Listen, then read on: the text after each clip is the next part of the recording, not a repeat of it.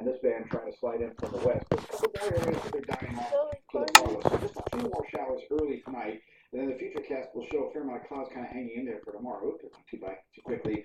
The next system again comes in on Saturday with some wet snow and rains, particularly by mid to late morning on.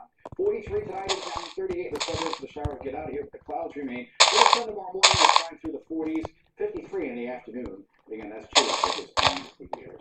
Sure is. Yeah. There's new surveillance video showing the suspect wanted in last month's deadly bombing at Brussels airport right there. He was seen leaving the airport just moments after the bomb went off, then walking the streets of a nearby town. The so-called Man in the Hat was originally seen right there walking alongside the two suicide bombers dressed in black who carried out the deadly bombings. Another suicide bomber struck at a Brussels subway station. The attacks killed more than 30 people. Police Commissioner Bill Bratton taking action against 4 high-ranking officers at the center of the joint FBI investigation into corruption in the NYPD. Based on information we know today, I have today modified and transferred Deputy Chief Michael Harrington and Deputy Inspector James Grant. We have also transferred Deputy Chief David Cohen and Deputy Chief Eric Rodriguez. The New York Post reporting that Deputy Inspector James Grant accepted diamonds and cash from a Brooklyn businessman. The ongoing joint investigation has been underway since last year.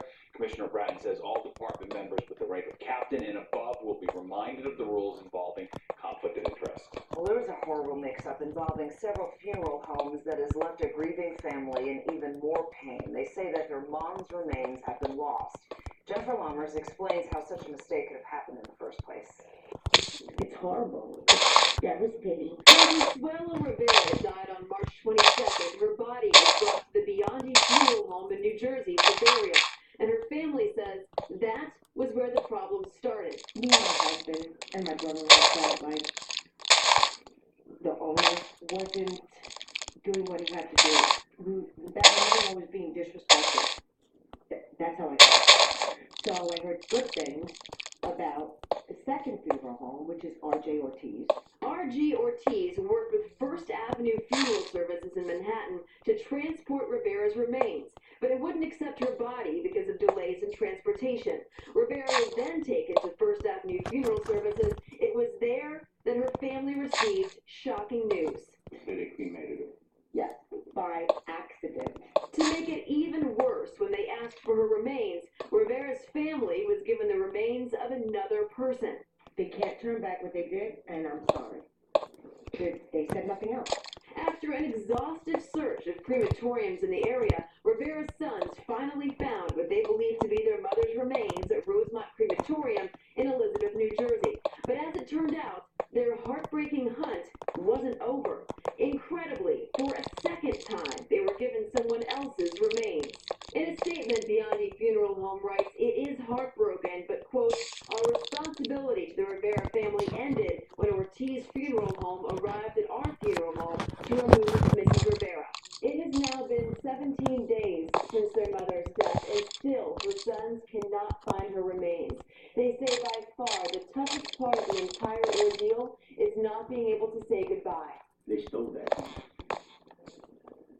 Stole my last kiss. My last goodbye. It's not right. It's not right at all. From Lower Manhattan, Jennifer Lammers, Fox 5 News. Angry parents have filed a federal class action lawsuit against the New York State public school system and schools chancellor Carmen Farina. They're demanding the Department of Education come up with new regulations to address violence in schools, claiming students have the constitutional right to be safe and that the DOE has failed to do its job to protect them. Our children are subject to violence. The violence is increasing, and we are seeing the tragic results almost daily. The mayor's office released this statement saying, quote, "We absolutely have more work to do, but school safety is showing us consistently that they can and will continue to drive down crime in the schools and keep all students and staff safe." 16-year-old boy has been arrested for allegedly threatening a female student with a dagger at a Queens high school. It happened yesterday at Newtown High in Elmhurst. Police say the unidentified suspect held the dagger to the throat of a 17-year-old girl and threatened to slash her. That's the dagger we're looking at right there. The suspect has been charged with criminal possession of a weapon, harassment, and menacing. Mayor de Blasio expected to sign a bill putting limits on on those costume characters in Times Square. The city council passed legislation allowing the DOT to restrict where they can panhandle in pedestrian plazas throughout the city. Officials are saying that they'll have the zones in place by the beginning of the summer. The MTA under fire for rising delays in the subway. The agency held a public hearing today to outline service changes on the N and Q lines and restoring the W line. This is the day after the state controller's office found that the MTA